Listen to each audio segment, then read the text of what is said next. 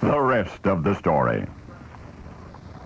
Duncan Kearns is a commercial pilot for Northwest Airlines, and he's a major in the South Dakota Air National Guard. One of Major Kearns' best friends in Sioux Falls is 41-year-old Ward Bushy, and all of his life, Ward's been afraid of flying. For years, the major has been telling his friend that if he were better acquainted with airplanes, he might even become fond of air travel, but Ward's answer has always been, oh, yes, sure. Yet a few weeks ago, it was the springtime of this year, he finally took Major Kearns up on an intriguing offer. The major would arrange permission for Ward to accompany him on a flight in the cockpit of an A-7K fighter jet. Ward would have to go through a little training to qualify for the privilege, but Major Kearns promised his friend it would be the adventure of a lifetime. Well, that prediction came true. But, well, this is the rest of the story. Egress Familiarization Training, it was called. More plainly, instruction in the use of the ejector seat. But why did Ward have to know about that, he wanted to know? A mere formality, he was told. Then came the exciting day. Ward's wife and young children were at the National Guard airfield to smile and to wave. Daddy, anxious but exhilarated, climbed into the rear seat of the A-7K and with his friend Major Kearns blasted into the stratosphere above Sioux Falls. First they flew in close formation with 3 other fighters. No need to be concerned, Ward told himself. These were crack military pilots. With a civilian along for the ride, they would take no chances. Major Kearns maneuvered his craft through a delicate mid-air refueling exercise, but now his friend Ward was only a little nervous. Then came the mock dogfights. Suddenly everything went into high gear.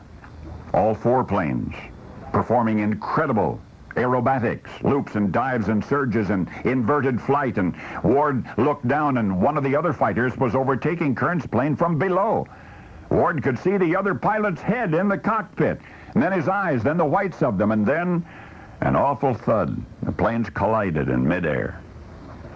Major Kearns mashed the eject button, sending himself and his panic-stricken passenger out into space. At 20,000 feet, their chutes opened, the flaming wreckage of 2 A-7Ks tumbling below them. Luckily, they were over an expanse of farmland. Ward and both pilots returned to Earth more or less safely. The pilots were practically uninjured. Their civilian tag-along suffered some facial cuts, a fractured neck vertebrae, and some burns. Actually, he'd been on fire until his free fall smothered the flames. Well, Ward Bushy says he'll get over it, and he may still fly commercial if he has to, but probably he will never really overcome his antipathy for flying.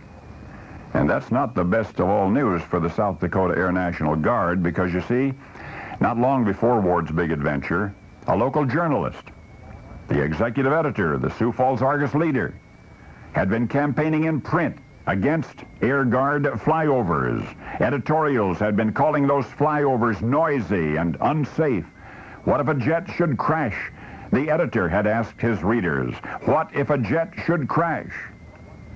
And that's when Major Duncan Kearns invited the skeptical editor on a civic leader orientation flight.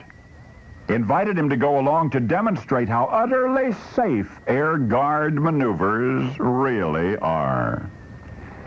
By the way, the executive editor of the Argus-Leader is Ward Bushy.